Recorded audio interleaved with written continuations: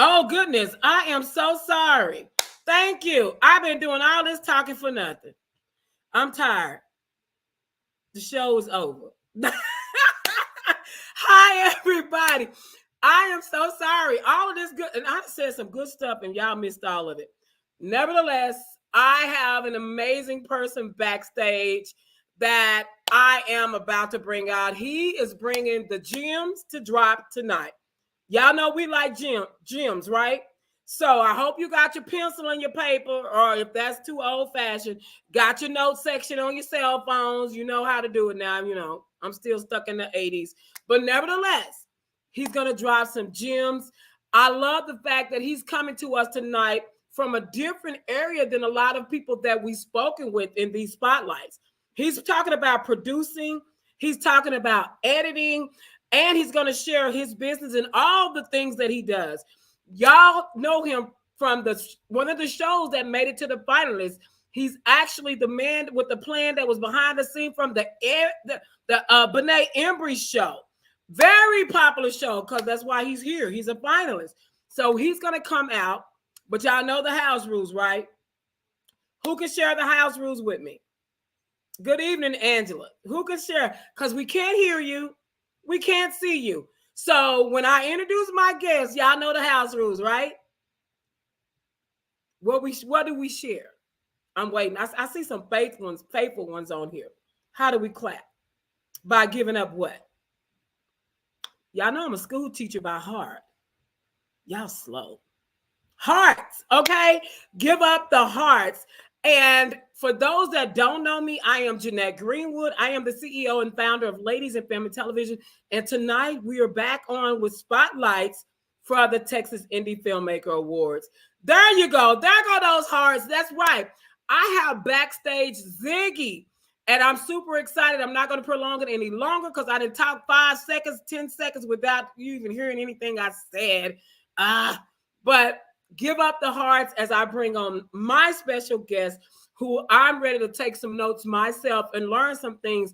Everybody give it up for our special guest, Ziggy Becker. Oh, well, Ziggy!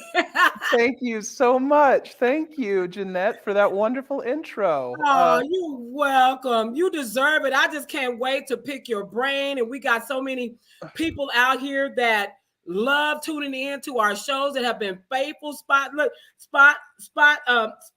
watchers, and they are just here already in the room. Hi, that goes Angela Chapman, the Bald Truth. She's actually a finalist. She got a documentary that made it, and she's always on here supporting the other finalists. I just love her.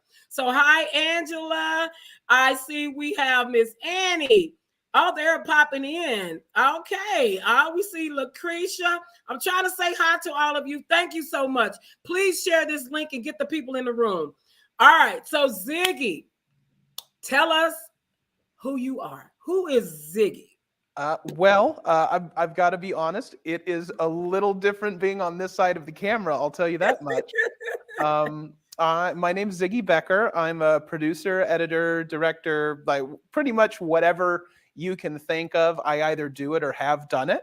Right now, I am the production manager for a company called Real News PR. I'm also the executive producer for a streaming service called Weed and Whiskey TV, which explains this delightful mug that you guys will probably be seeing me drink from today, my tea. All right. He's sipping on the tea, and he's going to share some tea tonight with us too. I sure am. I have plenty of stories about myself. I probably have even more about Benet. So. Wow. Well, you know what? We're excited, and we thank you so much for joining us tonight. So I'm just going to dig right on in. I know that you were finalists in the awards show, and you're producing and editing. How did you meet Benet? Well, it's a crazy story, and it all starts with how I got into the industry in and of itself. I was out of college, and I had a degree in both film and video and art and technology. So I like to call it a degree in mad science because I did a lot of like cell cultures and coding and wiring and all sorts of stuff. Yeah. And fun thing about getting a degree in mad science, you can't really get a job in mad science. And so I was delivering pizzas and started doing stand-up comedy. Really? And yeah, I did stand-up comedy for probably about 4 or 5 years. And while I started back doing stand-up, a friend of mine had a podcast. And to save him a couple of bucks for a board operator, he offered me a spot to like, hey, come on, we'll train you to run the show. And so I did that for a little while, and I got the notice of the studio owner there. And so he offered me a part-time gig. And after about 3 or 4 months of doing that, I was working there pretty much full time. And about a year after that, that is when I got transferred over to Benet's show. And Benet was Monday nights from 8 to 10. So it was a late night every Monday. But it was probably the most unique show that I've ever run. It was a live show, 3 very different personalities. So wrangling all 3 of those at the same time and trying to make sure that the flow stayed on track was good experience for a 23, 24, 25-year-old, however old I was. It was unique. I know that I said that word already, but there's not really another word for it. Well, so then you know. And I ran uncut. It was uncut. That is the perfect word for it. That is the perfect word. And also, not only was I behind the scenes, a lot of the time I would chime in, not always on camera, but I always was a voice in the room, usually when politics came up, because that was the one thing that I felt qualified to speak on. Okay. Yeah, but I very much enjoyed it, and I've kept up with Benet and the gang through the years, and I'm really excited to be a part of this, to be nominated. It's a real trip, I got to tell you. It's a treat. Well, good. Well, we're excited. We're excited. So I know it was some funny things working with Benet. What is one of the most, because you said you was trying to be so nice and said, but give us some dirt. What was one of the funniest moments of? Oh my God! So I will give you one. This was, and it sticks out in my mind because it's something that happened every single week. So it's a 2-hour show, and so in the 2-hour show, right, you build in commercial breaks because sometimes people need to go to the bathroom or get some water or something. And so we would always have right about 15 minutes, 20 minutes in the show, we'd have our first commercial break. And because there's a lot of people, and there's a lot of moving parts, we would always make it a really long break. So it'd be 7, 8, 9 minutes to give people plenty of time to do what they needed to do. And as soon as that break hit and I said that the mics were off, Benet would go outside and smoke. The moment that those cameras were off, he was heading outside, and we would have like a minute to, the 30 seconds left, and I would be running outside. Benet, like, come on, man, you are the host. We gotta go, buddy. And it was every week, and that just shows you how confident Benet was, that he was like, no, I'll be there. We'll be fine. And so. He was like, I got to get this cigarette break. I'll be there. Yes. That and to be fair to Benet, he was never late. I did have to play some extra commercials a couple times, but when we were back from break, he was there. Wow. So give us a rundown for those that don't know exactly what a producer role is. What was your role as the producer of that show? I know you chased Benet on cigarette breaks, but I know that wasn't all of it. No, it was not all of it. It was so you as a producer for a live show like that, you get the run of show, which if you're in the industry, topics, in what order, when we're going to go to break, what's on the break. And usually I would get the run of show about 10 to 15 minutes before we went on air. So I would have about that much time to prep. Okay. And once we're live, I am pretty much running everything, live mixing the boards, switching the cameras, making sure the stream doesn't go down. Pretty much anything that you can think of. It was a one-man show with me in the producer booth. Wow. Yeah. So from top to bottom, getting guests on the air. Speaking of, so to this day, when I am working with a guest that needs to call in, I tell this story. I cannot remember the gentleman who was going to be interviewed, but I remember that he was a really well-known actor, and it was a really great get for us for the show to be able to have him on to interview him. And it was also the Monday of the college national championship football game. And you forgot the legwork had not been done to confirm where this gentleman was going to be calling in from. And we're live on air, and I am calling out to him to get him on the air. And it turns out that he was at the college national championship game trying to call in from the stadium. And with all that noise, short, bad idea. It was a bad idea. And so his interview was scheduled for I believe 8:35. So I try for about 5-6 minutes to get him on air. And then he goes, hold on, I'm going to try and find a quiet place. And so the quietest place that he could find was right outside the men's restroom at the start of the second quarter.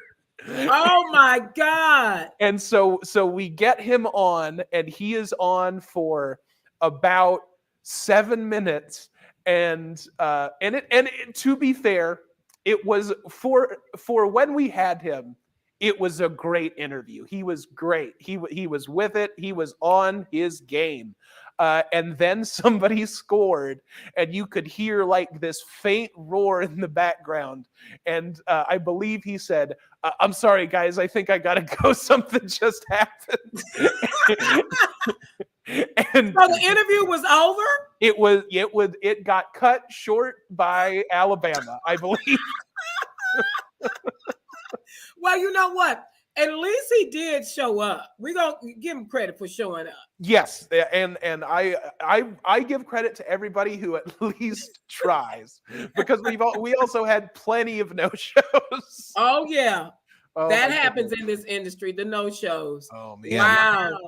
So tell me, we were talking backstage, and so what, because you have your own, you is your company, or is it a company you're working for? It is a company that I work for. Our CEO is Jeff Crilly. You might recognize that name. He was a Fox anchor in the DFW area for about 15-20 years. Okay, that name's okay. Yeah, and he when he retired from anchoring, he started his own PR firm, which is this firm. And about 5-6 years ago, they branched out from doing just PR into doing podcasting, recording, commercials, corporate video, pretty much you name it, we do it. And if you name it, I oversee it.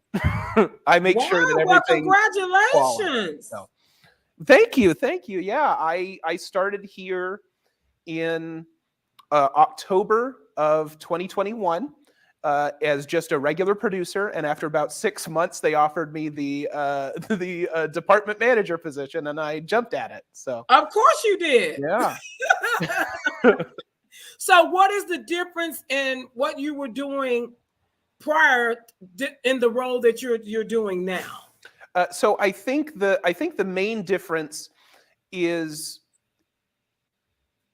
back at a lot of my older studios, most people were interested in live production. And we still have the capabilities to do live production. Obviously, we're doing a live production right now. But I've seen a lot of that shift into people wanting to do pre-recording, putting it into post, tightening it up. So there is a lot more. There's a lot more production on the back end of the camera than there was before when I was doing it. Yeah, that's the shift that I've seen, at least in my corner of the industry. Wow. So you're in the studio right now because you have a beautiful background there. Thank you. Yes, I'm actually in our most popular studio. It's called Talk Show. We have 4 locations around the DFW area right now. I'm actually at our Dallas studio right now, which is our flagship. We have 5 different studios here that are open to the public. We also have a 6th studio that is not open to the public, but if you come for a tour, I will show it to you because it is the coolest studio. It is our CEO, Jeff. It is his personal studio where he runs his show. It is also his office. So all he has to do is flip a couple light switches and it converts from an office into a recording studio. It's really wow. Cool. Yeah. So I heard you say open to the public and tour. So we can come and take a tour? Yes. Anybody that wants to come and take a tour, they're more than free to email me. I think we're going to show my phone number at the end of the show as well. You can give me a call and I can set that up. Yeah. Wonderful. Well, I'm definitely going to set up because, we work with youth as well. And I would love to talk to you offline about bringing them out to check out the studios. Oh, yes, I do. We do field trips here as well. So we have classes in a couple 3 times a year, and I help run those tours as well. I give talks about what it's like to be a producer in this industry, and also kind of set realistic expectations because I think that when I decided to get into film and video when I was in high school, I was like, I am going to be the next Spielberg, Ridley Scott, Antoine Fuqua, the next big name. Like, I was convinced. And you get kicked around a little bit real quick. And you start to, I think you either take that personally and internalize that and end up with a chip on your shoulder, or you adapt. I think those are really kind of the 2 ways that you can respond to that. And I like to think that I've adapted, even though I still have a little bit of a chip on my shoulder. So let me ask you, is producing, are you writing? Is producing all that you've done in the industry? What other things have you done outside of produce? Because it sounds like, are you interested in, are you like directing or anything else? So I think that the role that I'm in now, you could also call me a director for the shows that I handle more directly, for lack of a better term. For instance, I mentioned Weed and Whiskey earlier. I'm the executive producer and also director for their flagship program, which is Weed and Whiskey News. And so, hold on, let me stop you. When you say course. Weed, you talking about weed?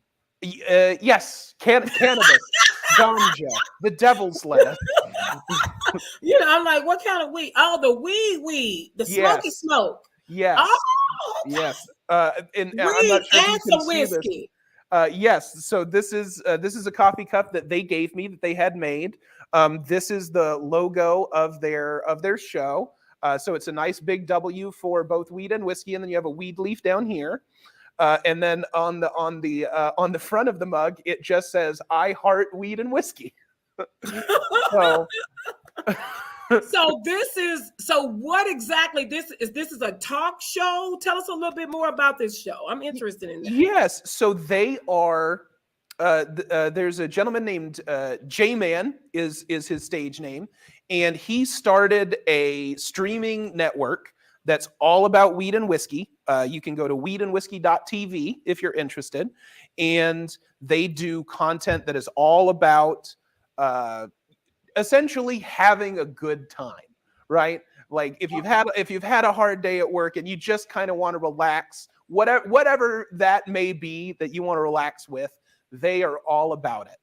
They have animated shows on there. They have documentary programs. They have all sorts of stuff. But their main show that they do that I'm directly involved with is called Weed and Whiskey News. And it's a weekly show. It premieres every Friday at 4:20 because, of course. And I love the marketing. Go ahead. Yes, and it is a talk show. It's split into two portions, if you will. They have the first part, which is more of a news segment where they bring you all sorts of news on what's going on in the world of alcohol, in the world of cannabis. For instance, we just sent a reporter down to the Capitol last week, and when we record tomorrow, she's actually going to be up in Oklahoma because this week Oklahoma is voting on legalizing recreational marijuana use. So Wow. she's going to be patching in live from a huge dispensary that just opened in Oklahoma, and interviewing people about their thoughts on weed legalization up there. And so that's kind of the first portion of the show, is just generalized news, bringing you all the up-to-date stuff on what's going on in those worlds. And the second half of the show is a one-on-one interview segment with somebody that is in that space. We've interviewed people as varied as dispensary owners, to someone who owns an infused vodka brand where they have vodka that is infused with THC and CBD. Right. We've interviewed the creators of animated TV shows that are about weed. The Adventures of Roach and Bud is the name of the show. I love telling that story because there's a character on that show named Pothead, and this is a real show. This is a real show, and you can go find it. And this character, the character of Pothead, is just a man who has a literal pot on his head, which I love the joke. But when he came in to be interviewed, he brought with him a friend of his that was wearing a pothead costume, like a full mascot costume. So I get to say that I have met Pothead, which I think is pretty great. Wow. I have to. And what is the name of this show? People are out here laughing. What is the? I'm gonna put this in because I want to. It's called. What is the name of this show? It is called Weed and Whiskey News. Whiskey News. That's all you have to search. Their most recent episodes are on YouTube. You can also go to weedandwhiskey.tv to find all of their content if you're interested. Okay, you can also find them on Roku. Oh, really? Okay. Yeah. I love Roku. Is it spelled out A-N-D? It's spelled out A-N-D, yes. Okay. Whiskey News is it dot? Did you say TV. .net? .tv, yes. Okay, so I have www.weedandwhiskeynews.tv. I'm sorry. It's weedandwhiskey.tv, but the name of the show is Weed and Whiskey News. Got it. I want to type it in there so that our guests who are laughing, yes, especially about the roach, the roach and bud. It is. Yes, Roach and Bud with 2 D's, I believe, if I'm remembering correctly. Yeah. Oh wow. So wow. I mean, this is really cool. I mean, that you're able to do all this producing and editing, and we're definitely going to contact you about a tour, because I think that'll be awesome, even for ladies in film, for us to come out Oh yeah. As filmmakers. So I'm gonna get with our team and our community. I think we got our community outreach. Yeah, Miss Annie Land. She's actually the one that's doing all the laughing. Annie, community outreach. Can we go? Can you get with Ziggy and schedule us something fun? But yeah, she's laughing so hard. Well, I think. Go yeah, ahead. I'm sorry. Annie, come on out. I really hope that I hear from you. You know, Annie, she lived in California for like 40 years, so she's probably laughing hard about this weed. What is this, weed and whiskey? Do you think, look, I know we kind of off topic, but what do you think about Texas? I'm not a weed smoker, but I don't knock the people that do. But what do you think about Texas? Do you think they're ever going to try to legalize this? Texas is such a, I don't know. I have a pretty good I have a pretty good idea of where everything stands right now, partly because I run the show. So I get a lot of this news firsthand. But most people, at least at the state level, seem to agree that the problem right now in potential legalization in the state of Texas for a wider even just a wider medicinal range, right? Not even talking about recreational, right. But the main roadblock seems to be our current Lieutenant Governor, Dan Patrick, because his role is the role that determines what legislation gets voted on. And over the years, he has shown that he personally is fairly opposed to any expansion of marijuana legalization in the state of Texas. And so as long as he is in that role, even if the people are overwhelmingly for it, and a lot of the polling shows that the majority of people, the strong majority of people, are at least in favor of expanding medical access, if not recreational. Even though that is the case, he is not for it. And so that is the main problem. From our reporter that was down in the Capitol last week, she was talking to some lawmakers, and it seems like a lot of the lawmakers aren't even really engaging with a lot of the bills that might come to a vote, simply because the prospect of them coming to a vote is such a long shot that they're not even informing themselves a lot of the time on these bills, because they know it's a waste of time. We're never even going to vote on them.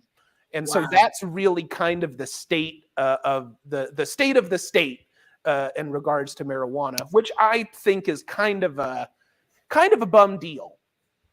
Wow. I think people, especially with people that are dealing with a lot of terminal illnesses where this actually helps them. I really think that's kind of unfair, because to buy all of this medication, and it's expensive, especially if you have cancer. It's expensive. My friend mom medical prescriptions was $2,000 a prescription. And from what I hear with the people that were allowed to get the marijuana, that it worked almost the same, as far as pain. Yes, it has been consistently shown to work in clinical studies. It has also been consistently shown to work just through anecdotal evidence. So many of us know someone who has been sick and has tried marijuana. So many of us know someone who knows someone. And pretty much across the board, people say that it helps. And I at that point, I don't think it's as much of a moral judgment as it should be.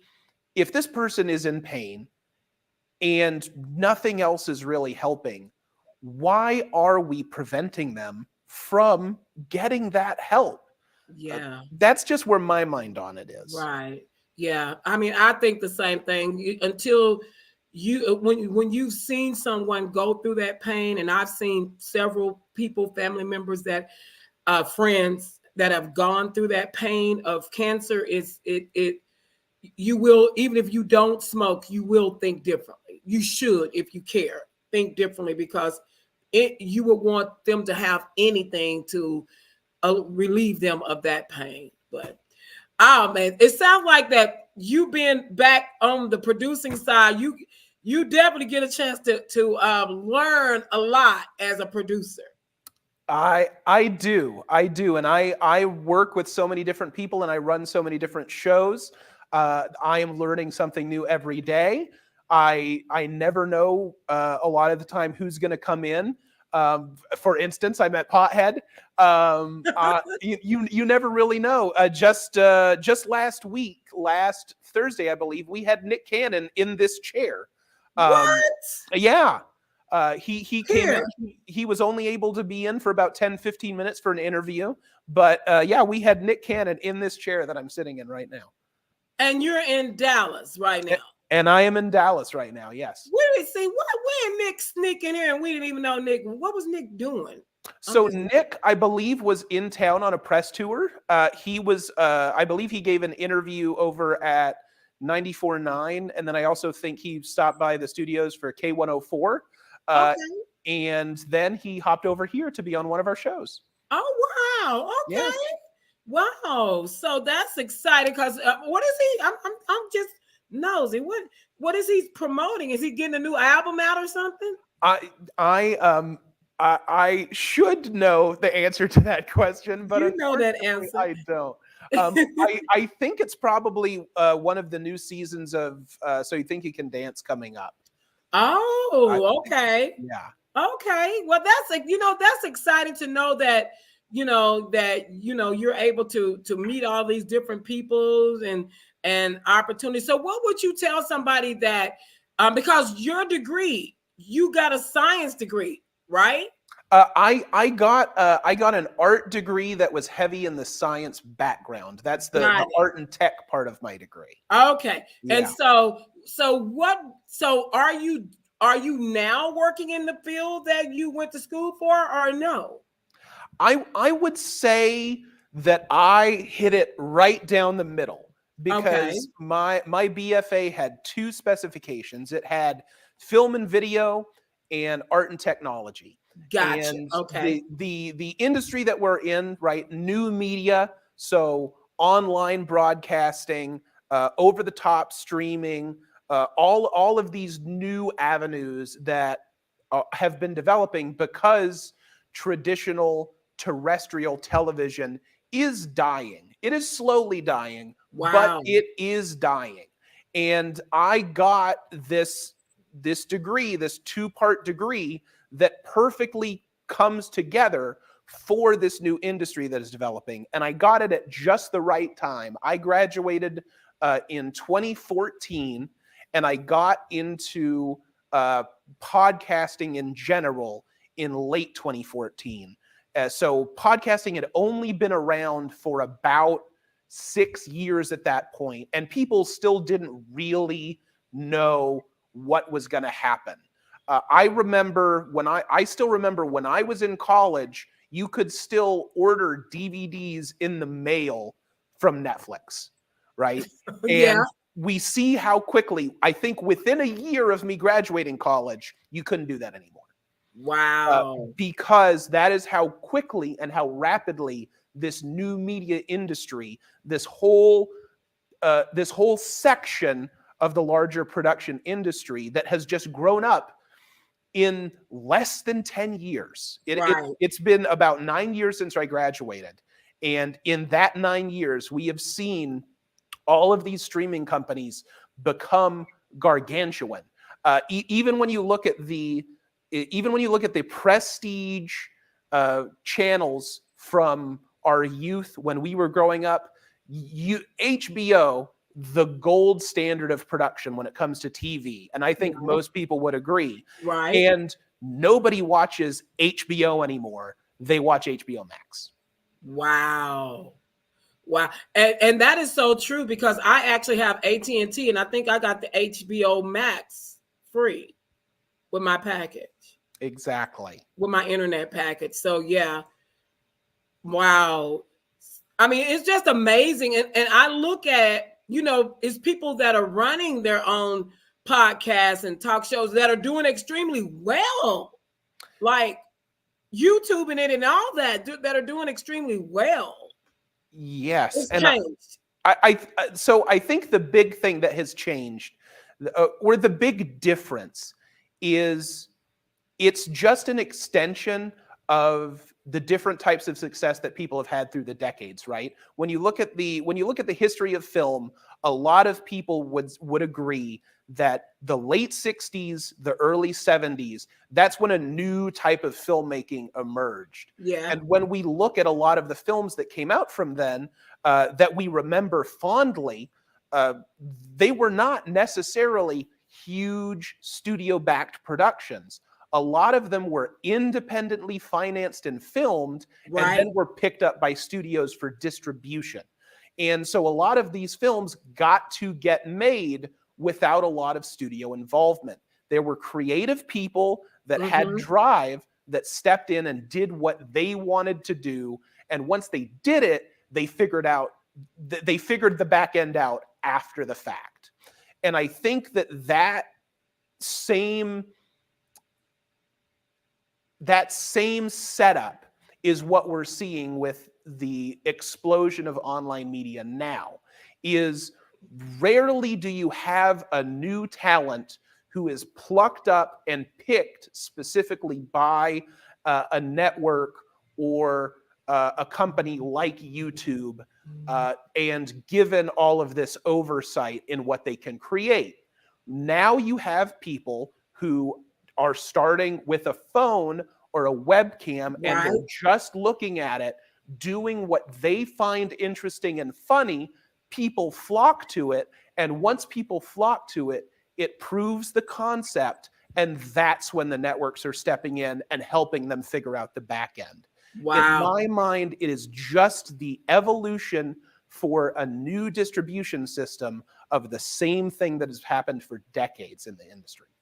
Exactly, man. And it's just me I was born in the 60s, so really the 70s, I went through my adolescent years, and so I got a chance to see from the 70s, the 80s, the changes, of course, and what you just spoke on.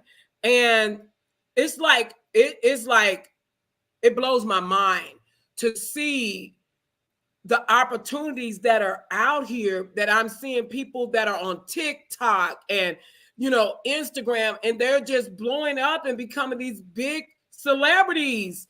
They got the blue mark by their names, simply by, number one, consistency. Number one, you got to be consistent. We all know that. But like you say, they're just cell phones. Are setting up like me. I got a light. My granddaughter set up. I don't know if the lighting is all that good, but you know what I'm saying? People are just being creative and walking into these amazing opportunities. And that's the beauty of independent work. That's the whole this whole show. Who we're promoting, who we're honoring, is these independent artists out here that are literally killing the game. Tubi is blowing up with all these I didn't know people were making as much money as they were making off of Tubi. Yeah, I couldn't agree with you more, Jeanette, that the game has changed so much and so quietly that now that these numbers are coming out, people are looking at it and going, whoa, how many zeros? I'm sorry, what? I think that is the thing, is because all of this growth is organic, right? When is the last time that outside of watching something on YouTube, you saw an ad for a YouTube show? You never see that unless you're already watching a YouTube show. Then you might see an ad for a different show. But YouTube is at this point the biggest content host on the planet. Wow. And it's all organic, because people know if you go to YouTube, you will find something that you're interested in. Let me tell you, I'm a YouTube queen. Anything I want to fix, anything I want to learn, I'm typing it in, hitting keywords and searching. So And you're right. yeah, and it runs the gamut from oh my goodness, just trying to rack my brain for all the weird YouTube videos that I've seen since college. It runs the gamut from highly produced news programs that could rival, CNN in terms of production value. Weed and Whiskey Wow. News, Fridays at 4:20, or uh, or it can be as dumb and as cotton candy content as a man dipping himself in a bathtub full of Tabasco sauce because he lost a bet. Like, that is the gamut that we run on just this one website. And that's where everybody goes to see their content. And I think that's fascinating. It is fascinating. It is fascinating. You're basically being your own boss, your own producer. Yes. Everything, Wow. And I do want to stop you real quick, Jeanette, because I think you were lying to me earlier. I don't think you were born in the 60s. There's no way you were born later than 1988. You're so sweet. I was born in you gave me 20 years. I was born in 68. I was born in 68, but yeah, I got a chance to see a lot of shows going. I mean, coming from the 70s, 68, I was only 2 by the time I hit 70, so I don't remember anything from 68 to 70. I don't remember anything. But past that, I remember a lot of the shows, and I do remember. Of course, I see all the changes. It's like, it's really weird, and for me, I'm trying to adapt to all this new stuff because, getting into TV, like you say, what you went to school to learn within a 10-year period is like, man, we're not doing that no more. The game has changed. Exactly. Wow. So where do you see yourself in the next 5 years? Where do you see yourself, or where do you want to be? Well, that's a really good question, and I feel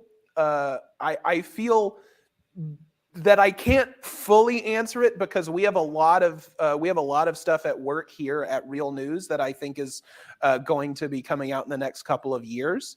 And I'm here for the long haul. I really love it here. There's some great people. It's a really supportive environment. And again, I never know what I'm coming into when I go to work. It's always a challenge and it's always interesting. And as long as I have those two things, I'm going to love my job. But from a personal standpoint, for personal projects that I would like to see done, I'm always working on different screenplays on different projects on the back end. If I had to call my shot, which I think is what you're asking, what I would love to do, I'm a big horror fan, and I am probably my favorite film franchise is Friday the 13th. Oh my God! I would love to direct a Friday the 13th movie, and if there is anyone out there listening that has the rights, and I know that it's a really weird legal battle and there's still a lawsuit going on, and that's why no movies have been made since I think 2008. Yes, there's a really weird legal battle over the rights of both Friday the 13th and Jason Voorhees. But if anyone out there is listening, I will direct this movie and it will be good. Please call me. Y'all heard him. He will direct them. I was always I will watch the movies, but oh my God, it's the music that gets you.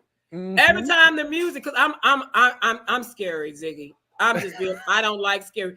And as soon as that music started playing, This Is Me. that Harry Manfredini score, I love it. Yes, that music is like, something is about to happen. I'm just eyes closed, ears covered. They're like, why are you even here? Why are you even? I just flattened my hair. Why are you even watching the movie? I mean, if you're gonna do that. This is a running joke at my office. Is I almost never take time off. They have to force me to take vacation time a lot of the time. Oh, I am a wow. workaholic, which is the downside of my personality. But one of the only times that they never have to force me to take off is I try to take off every Friday the 13th that comes up because I consider it a religious holiday. Oh, wow. So you say I gotta be off. My I got married. This is my second marriage. My first marriage, I got married, and I should have knew better. It was on Friday the 13th in May.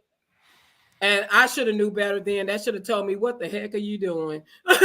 Oh, wait, I'm sorry. In May, Friday the 13th? It was May. Yes. That is the Friday the 13th from the first movie. What? Is May Friday, because they're getting ready for summer camp. So it can't be June because kids would already be at summer camp. May Friday the 13th in May, that is what the first movie is supposed to be. I set myself up.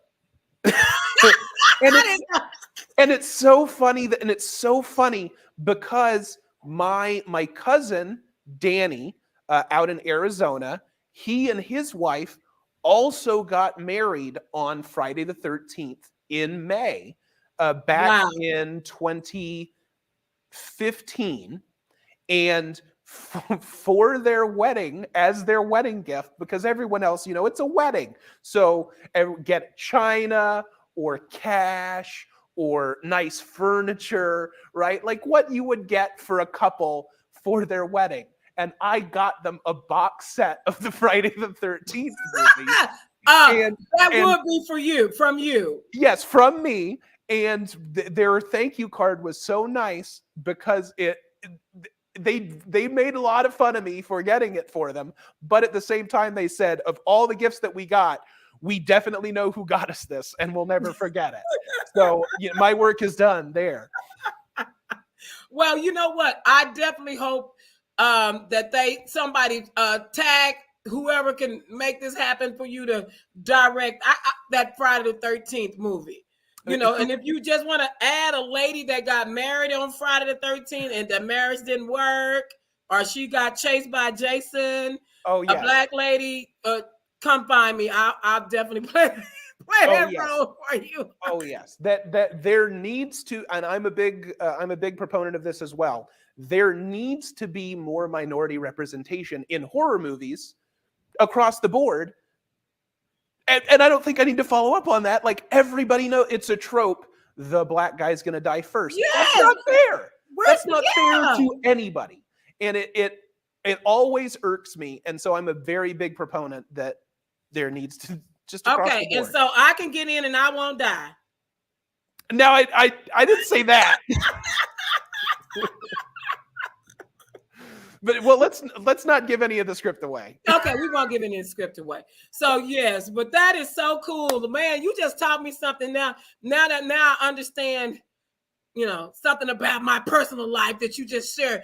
I did not know that, and so, but anyway, it's over. That was and actually that happened. It was 1980, I think 87. So you probably weren't even born. Barely born when I got married. I was born in 91. So nope, you weren't. You were not. Oh my God, no. I'm telling my age. That sounds weird. But anyway, yes. So like I said, you weren't even born when that happened on that 13th of May. But oh my God, we're gearing up for this event. I'm super excited that. Are you planning on attending? Are you going to be there? Yes, I will be there. I will be there, and I'm really excited to go. Awesome. Well, we're excited to have you guys. We're working extremely hard. When I tell you, when it's always close to showtime, the work gets more intense. The problems get more intense. Everything gets more intense. but it looks like we're going the backside of it. Everything is leveling out. So we're excited about everything. It's just an amazing show. We're getting a lot of support. I did a commercial, well, I guess I don't know what you call it, an infomercial with the city of Fort Worth. They're going to be dropping it. I mean, city of Fort Worth, the city of Arlington. They're going to be dropping it on Monday. So they're going to really talk about the show, and they got some clips and stuff from some of the artists that did allow us to download their. So if you allowed us to download your trailers, good for you. Because I'm being a big mouth right now. You might see a little snippet of your work out there. But we're really excited about the support that we're getting. And it's just going to be amazing. We got a full weekend. So we're going to be sending emails out to you guys on where to come, where to show up, and all, because we got some secret places that only you guys can show up to, because we're not trying to get the proper, the paparazzis out there. We don't want them chasing you, Ziggy. I'm trying to keep you safe. Okay. Well, thank you. And I not only am I coming, I'm getting a new suit for the occasion. Oh, well, somebody just popped this question there too. Did he just answer it? He's getting a new suit. Don't look. A lot of people, they not telling colors. They not dropping what kind of suit. They just like, I'm wearing clothes, because they don't want nobody copying them. Yeah, I can confirm I'm not going naked. So sorry, ladies. Well, we're super excited. Y'all, this interview, I love these type of interviews, because in all honesty, you have really dropped a lot of gems, a lot of knowledge on producing and editing. What would you say to someone that is probably thinking about getting into this or wanting to get more into producing? What advice or encouragement would do? Should they go to school, or what if some people just have that gift of doing this stuff? What would you advise them? So that's a difficult question, but I would say this. I would never advise anyone to not get an education, but you really need to look at the cost of a professional film school and see if it's right for you, because like we were talking about earlier, the industry has changed so much, and a lot of the larger traditional film schools have not necessarily done their due diligence to keep up. There are smaller trade schools. One of my friends works at career placement at MediaTek. MediaTek, we love MediaTek. Yes. And MediaTek has done a really great job of keeping up with the times. So a school like that, I think, would be very helpful to people. But I think the biggest thing is twofold, right? One is you go out and you do it, right? If you have this passion, you go out and you do it. Right. And the second part of that, and this is the really important part, is if you go to art school or if you don't, if you go to any professional training or if you don't, the biggest thing to learn, the biggest, most important skill for this industry, in my mind, is the ability to not take constructive criticism personally. If someone is coming to you and is coming from a good and honest space and is saying, this isn't good and these are the specific reasons why, they are trying to help you improve. Right. And I love it. If you take that personally and you don't listen to them when they are honestly trying to give you help, you will stay stuck where you are. I love it. I love it. I love that advice. And that is so true. You got to be able to take constructive feedback. That's the only way we can grow. I look back at some of the things I did. I started going public with my projects in 2009 and doing a few things, and I'll look back and be like, what the crap? Why did nobody tell me about I'll look back at my own work and be like, oh my God, did I release this? But hey, how are we going to ever learn? And I will follow that up. It's not going to feel good. It's really not going to feel good. There's sometimes when it's going to feel really, really bad, and you're going to work a long day and you're going to show somebody that you really care about something that you worked really hard on, and they're going to look at it and say no, and you're going to go back home and you're going to be eaten up inside, right? You might cry, you might punch a wall, you might drink too much, you might do any number of things to try to cope with that emotion. But the biggest thing is you have to feel that emotion, you have to learn to accept it, and you have to go back to the drawing board. Go back and fix it. That's right. Go back and fix it.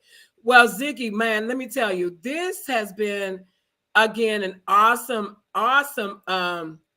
interview. I really enjoyed. I'm going to put up a number here, guys.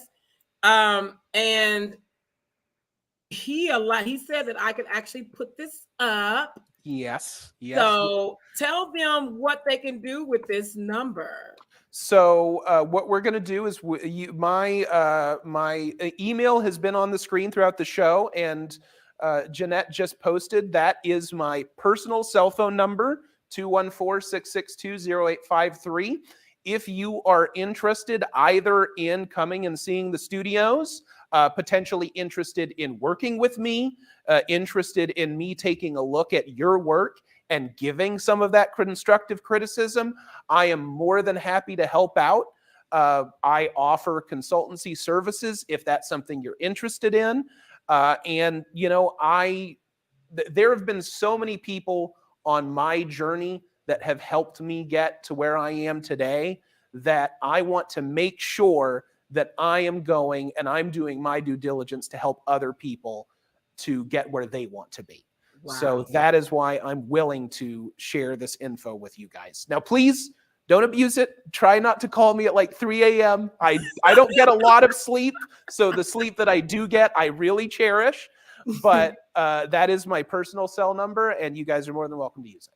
Wow. Wow. That is so cool. Well, Ziggy, again, look, our hour is up. This has been a pleasure. I can't wait to meet you in person. It's going to be super exciting. So thank you so much. Thank you for joining me tonight, sharing these gems. So much for having me, Jeanette. I have loved this hour so much. And like you said before we got rolling, it's going to go quick. And I knew it was going to go quick, and I still can't believe it. Yes, we've talked a whole hour. So everyone, thank all of you that have joined in. For those that are going to come in, which most of you do, please type in replay and let us know that you are watching. It's on YouTube now. It's live and it will stay there. So you're welcome to go back and just learn so much. But I will be contacting you. Ladies in Film and Television will be contacting you to take that tour. And because I'm sure some of the ladies would love to probably work with you. We got men in the organization as well, so it's not just women. Freddie Watkins is actually the vice president of the organization. So we want to definitely come by and support you and check out where you're hanging out at, because I like that little spot where you are right now. I could kind of see me transferring my show there. So, yeah.